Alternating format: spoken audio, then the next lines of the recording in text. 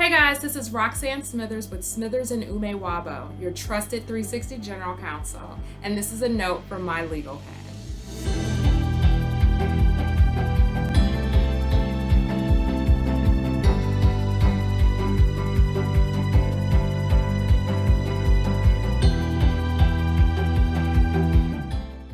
So we're all familiar with the adage, there's more than one way to skin a cat. And while we all know that it's a bit of a dramatic phrase, the connotation and the intent of that phrase rings true.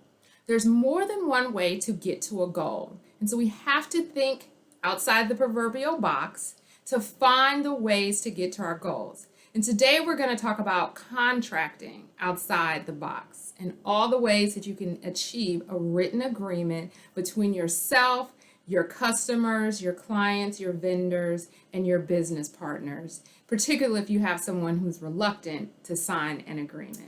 So the first thing that you want to understand that it is critical that you have written contracts, written agreements detailing the various relationships within your business, whether that is contracts with your vendors, contracts between your business partners, contracts between those who are investing or supporting your business, and contracts with your customers and your clients.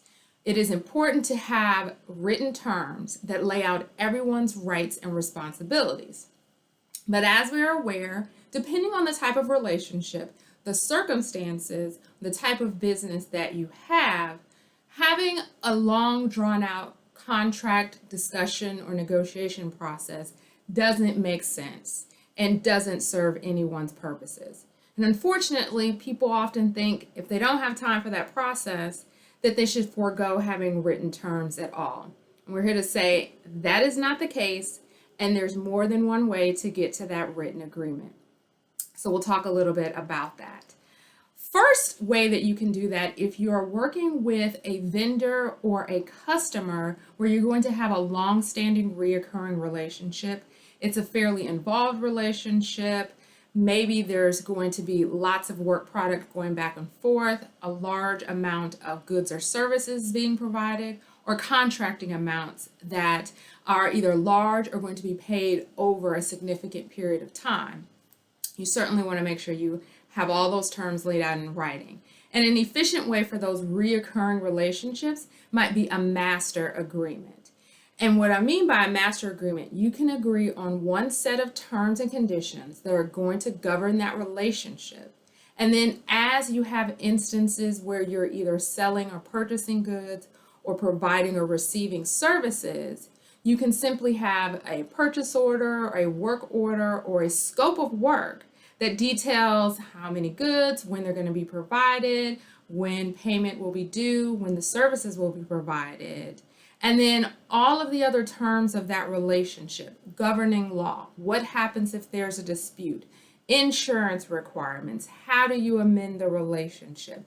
All of those items can be laid out in that master agreement that never changes. And so every time you issue a work order, you agree to a scope of work, or you provide a purchase order, it is subject to those pre-existing terms and conditions in that master agreement.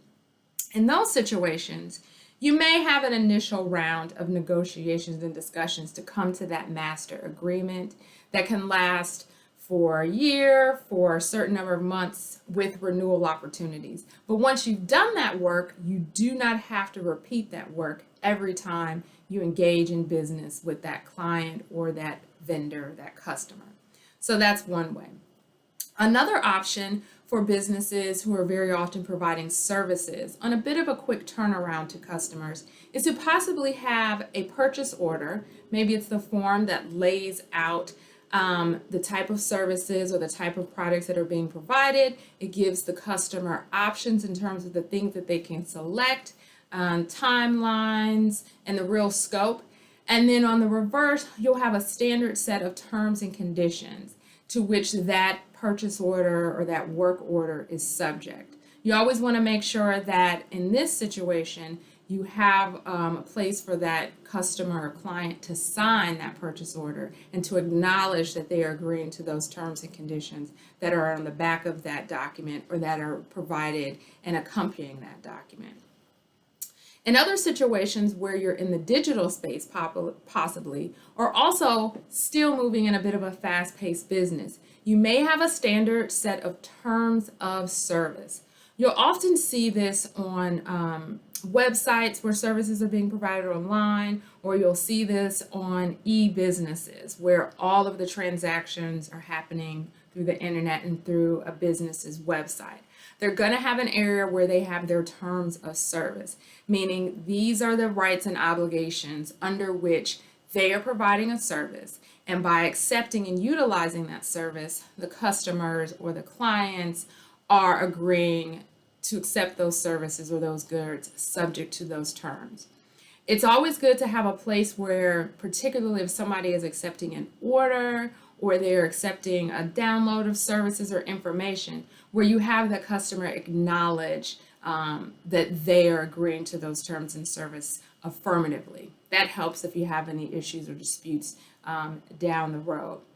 We've all seen those pop-ups when we've signed up for a service online or downloaded an app. And some of us are good about reading them and some of us are not. But the reason that company is putting that there is that they're laying out the terms and conditions by which you are interacting with them. And those are going to be enforceable in court if there is a dispute. So these are just a couple examples of ways in which you can think outside of the contracting box. Still achieve a written agreement to regulate your business relationships, but also take into account the type of business you have, the type of customers or vendors that you're dealing with, and the type of relationships that you are dealing with. The point is to always remember that not having a contract is an unwise option. And so in order to make sure that you do have a written contract, you want to be flexible, but you want to be firm.